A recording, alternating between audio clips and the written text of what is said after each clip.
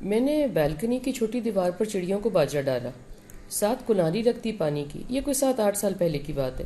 بہت سی چڑیاں، کبوتر، گھگیاں، لالیاں، طوطے آنے لگے۔ ان کی آوازوں سے اور ان کی اچھل کود سے خوب دل لگتا تھا، اور اب تک لگا ہی ہوا ہے۔ اس وبا کے دنوں میں آنکھ کھلتے ہی یہ میرے لبوں کی مسکراہٹ ہے۔ دانے کے انتظار میں آتی جاتی چڑیاں۔ میری آنکھ بھی اس فکر سے کھلتی ہے کہ انتظار ہو رہا ہوگا۔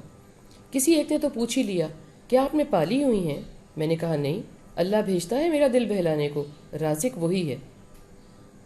ویسے چڑیوں کبوتروں کے علاوہ کبھی بھی پانی پینے تو آتے ہی ہیں، دانے میں بھی منہ مارتے ہیں کہ کہیں کچھ مل جائے۔ پانی میں نہاتے یہ پرندے بہت بھلے دکھتے ہیں، ایسے جیسے ہم چھوٹے بچوں کو پانی کے ٹب میں بٹھا دیتے ہیں نا، اور تصویریں بناتے ہیں۔ کبھی تو بلی بھی سونگتے گزرتی ہے، بہت دفعہ دیکھی گئی ہے باجرے کو کہ کہیں کوئی بوٹی ہی مل جائے۔ جس دن وہ گزر جائے پھر کافی مدت تک پرندے نہیں آتے بلیوں کے ڈر سے۔ کوئی ایک ایک کر کے آتا بھی ہے تو دانہ منہ میں لے کے پھر سے اڑ جاتا ہے اور دور جا کے بیٹھ جاتا ہے۔ چند وقت پہلے مجھے خیال ہوا کہ دیوار پر دانہ ڈالنے کی بجائے کیوں نہ میں فرش پر دانہ ڈال دوں، مجھے دیکھنے اور خوش ہونے میں آسانی ہو جائے گی۔ بہت سے پرندے میرے قریب بھی ہو جائیں گے، معلوم نہیں آہستہ آہستہ میں انہیں گھر کے اندر ہی دانہ ڈالنے لگوں۔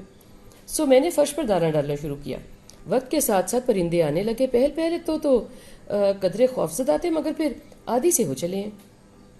آج میری آنکھ معمول سے جلدی کھل گئی۔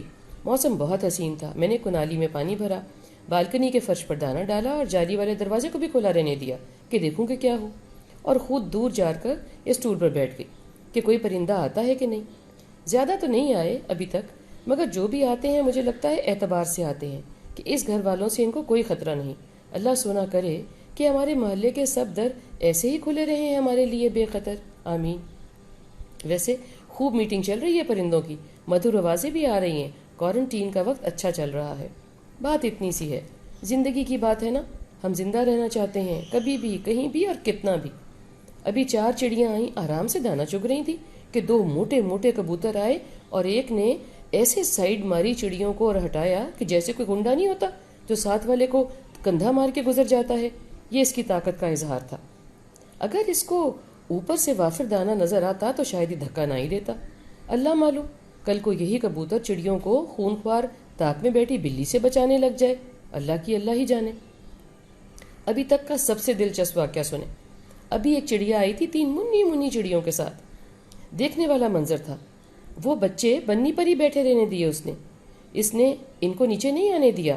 وہ نیچے فرش پر آتی اور دانے لے جا کر ان کے منہ میں ڈالتی۔ وہ آتی رہی اور جاتی رہی اور میں حیران بیٹھی رہی، یہاں تک کہ مجھ سے رہا نہیں گیا اور میں حیران ہوتے ہوتے دروازے کی اوٹ میں جا کھڑی ہوئی اور دل نے کہا یہ ہے ماں۔